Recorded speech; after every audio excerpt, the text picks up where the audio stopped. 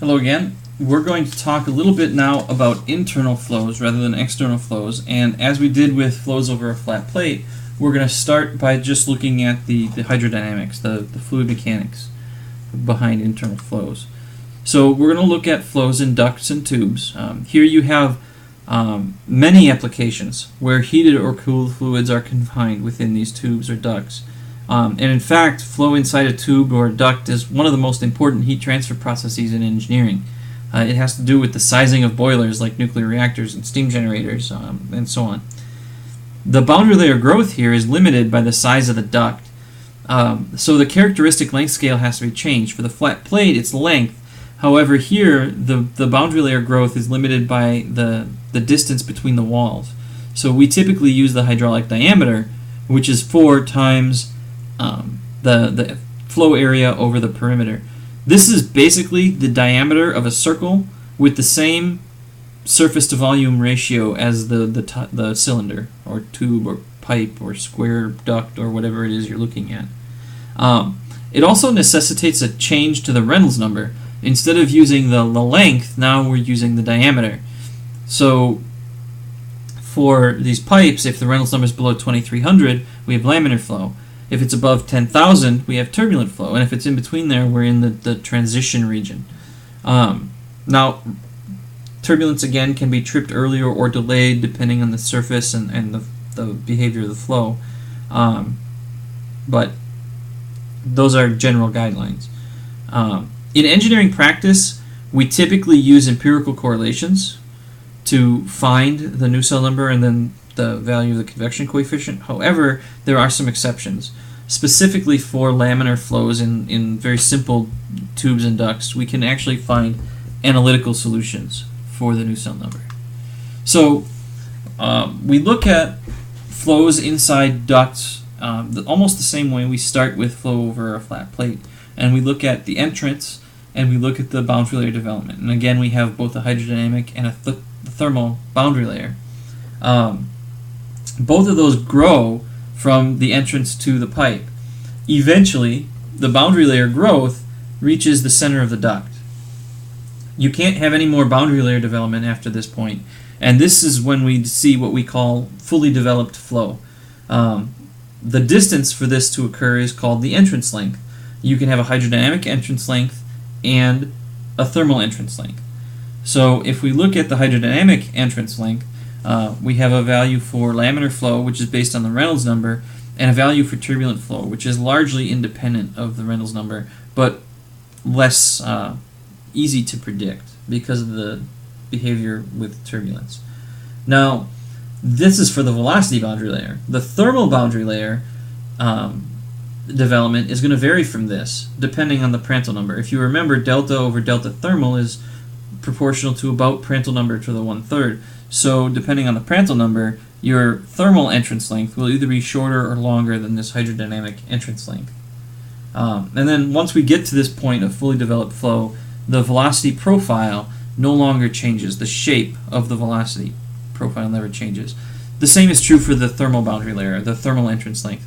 Once a flow is thermally fully developed, the shape of the temperature profile becomes constant. Even though the magnitude of the temperature may change, the shape remains constant. We also have to look at pressure drop in ducts.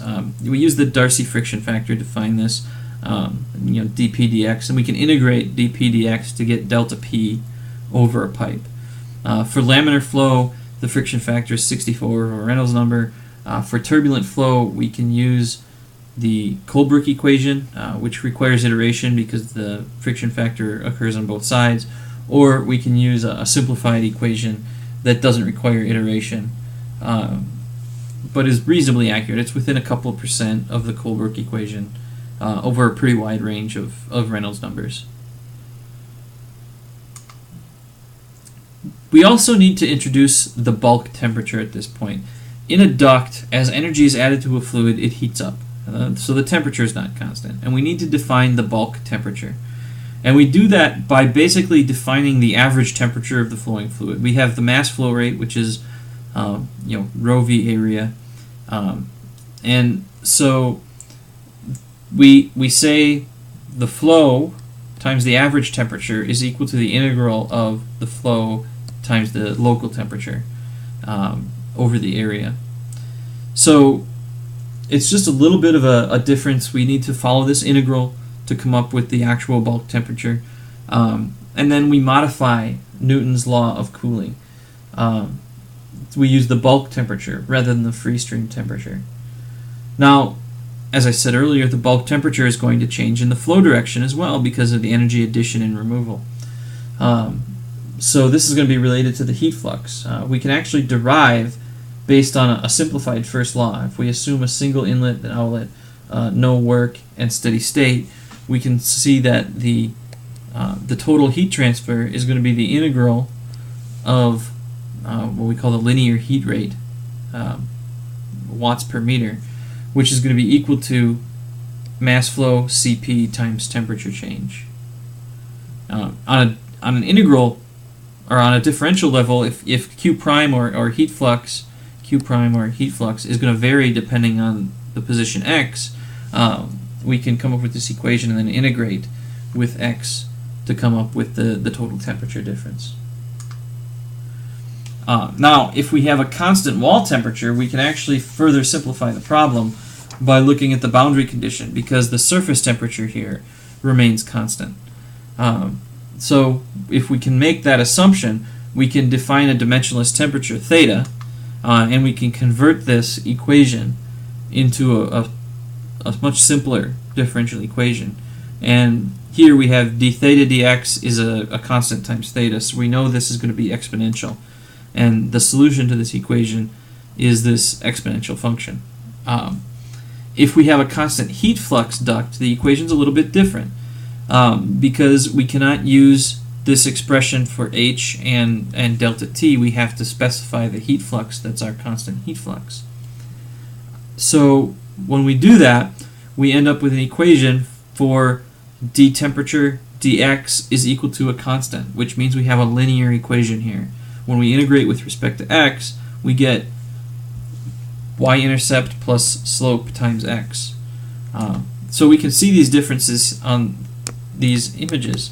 Now, it's a little bit reversed from where the text was located here. Here's where our constant surface temperature is, and you can see as the two temperatures get closer, the heat transfer decreases, and the heating rate decreases. The fluid heats more slowly as you go. Whereas for the constant heat flux case, once you've gotten through the entrance region, you have linear increases in both the bulk temperature and the surface temperature